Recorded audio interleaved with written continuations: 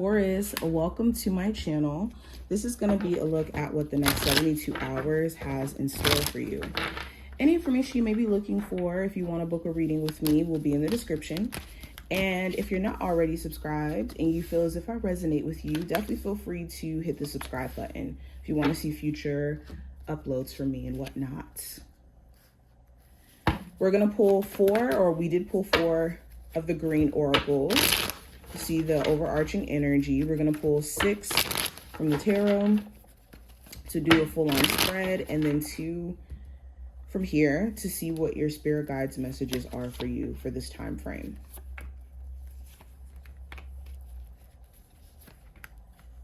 Okay. Taurus, Sun, Moon, Rising, and Venus placements. What does the next 72 hours have in store for them? Alrighty. Oh, I wasn't supposed to show you guys yet. So let's go ahead and jump into it. The first card that we have is representing, or it says, excuse me, daydreams and decisions. It did show up in reverse. Okay, you're getting out of the contemplation period, or the sitting back and wondering, the what ifs, the what should have beens. You're getting out of that frame of mind, and you're realizing also you can't just kind of sit in that, what if things were different energy, because it doesn't really allow you to see what's good or what's working right now by us feeling like there's something in our past that should have been different or should have played out differently.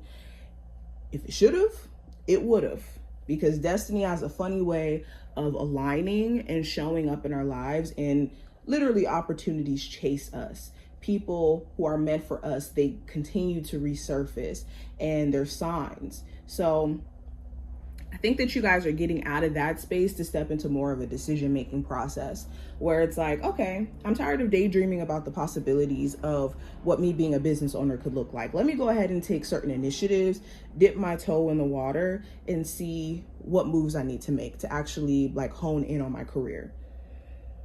For others of you, this is more so you making hard decisions in regards to, again, an existing relationship or an existing connection. Now, going deeper, we also have a well-deserved reward. So there could be something about this time frame where it's like, okay, I can pat myself on the back for me showing up, or I can reward myself with X, Y, and Z because I'm doing so good in this area, whether this is fitness. Some of you are seeing a lot of progress in a weight loss journey, seeing a lot of progress in regards to a business that you're building, personal work that you've been doing on yourself, your spiritual journey as well. You could be stepping into a whole new version of yourself where you're starting to become unrecognizable in the way that you handle conflict, in the way that you are taking responsibility for things in your life, or you're seeing growth. We also have rest and reconsider. And we have the third eye chakra. So during this time frame, some of you really do feel like you need a break. This could be a break from working so much, a break from a relationship so that you can think. Some of you actually will be on a break. And this gives you guys a chance to sit back and reflect on what you and your partner may need in the relationship, or what the relationship's been lacking. You also may have a stronger sense of intuition during this time frame, or the ability to kind of see through people as well. Now, general energy. Ooh, I love this. We got the 6 of Wands. So the 6 of Wands talks about success. This talks about things also being brought to the surface. So there's something here that you're going to successfully complete. I'm telling you, with the 6 of Wands and also well-deserved reward, there's something that you're going to make a reality. This could be like a manifestation where it's like you told yourself a year ago, I was going to buy that house, and then you do it. Or I'm going to get that car, and then you get it. But the 6 of Wands, like I said earlier, also talks about things being brought to the surface. So there could be things that your partner is finally telling you, or finally expressing, or there may be some things that you realize where it's like, oh wait, I'm really talented at doing X, Y, and Z. Let me go ahead and keep investing in this gift. There could be things that you're realizing about others and yourself. Now, with career and finance, I have the Seven of Swords. So this talks about being tactful.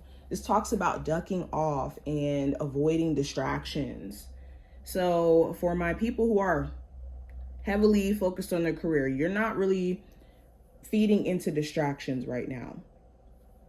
Some of you are even self-isolating in a sense so that you can focus on your career.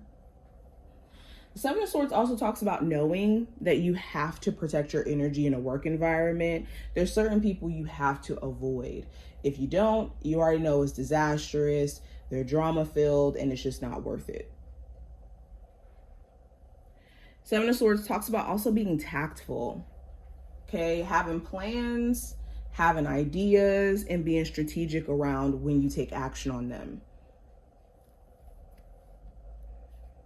For my Taurus who are currently looking for a job, you could be a bit annoyed because there's one place that you may have either interviewed for or you've applied to, a couple places you've applied to, and you could be wondering, like, are jobs ignoring me? Is it something with my resume? There could be a delay when it comes to hearing back from certain places. Now with love, we have the Seven of Cups.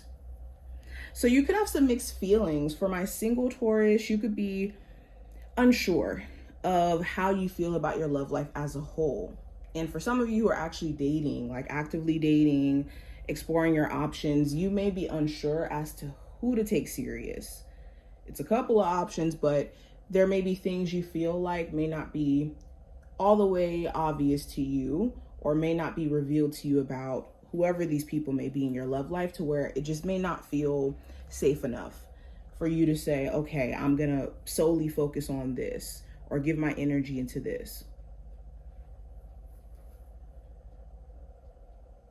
For my Taurus who are in a relationship, there could be a lot of mixed feelings that you're getting from your person, where, you know, one day they could be really in love, really wanting the relationship. The next day, maybe not feeling that great and them questioning everything about the relationship or doubting. There could be a lot of high intense emotions that are fluctuating.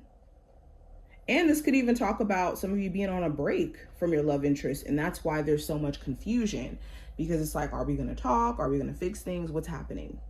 It's a lot of uncertainty that could have you either on edge or your person. Now, advice for this time frame with the Nine of Cups, it's important that whatever goals that you have, that you dedicate yourself to it, know who you're telling your ideas or your goals to, and, you know, make sure that they don't wish you bad or send you negative energy in the process of trying to manifest it. But also finding emotional contentment within self, not allowing things outside of you, no results in terms of your career, no, you know, stuff that's going on in your relationship to mess up your base and your ability to be happy with self, irregardless of the ups and downs that you go through. Because if you only allow yourself to be happy when things are going great and there's outer things outside of you to, you know, make you feel happy, then you're never really a happy person, or you're never really thriving on the baseline of being happy with self.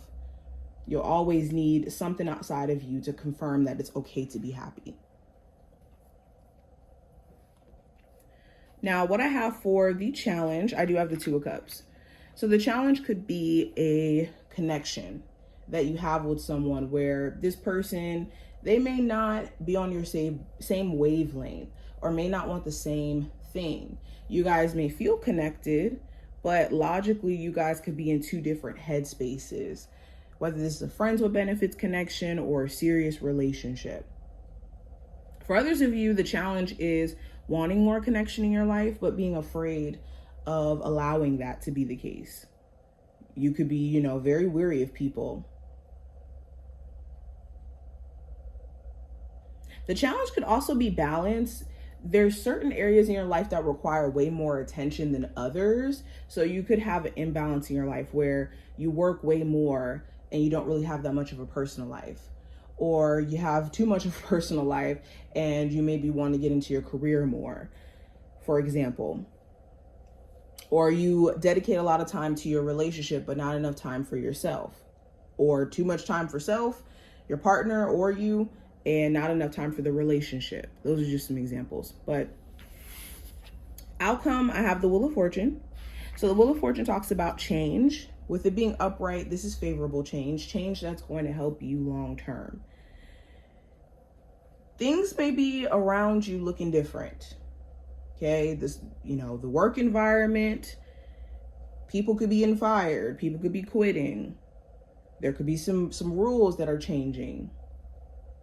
There could be some changes being made in your neighborhood. There's something that's changing around you where you're having to adapt. Now, let's go into the messages from your spiritual team. It says, look to the natural world for inspiration. Yeah, if you've been feeling demotivated or you've been feeling out of it, some of you really need to go back into nature, or go into nature, period, to meditate, to ground yourself.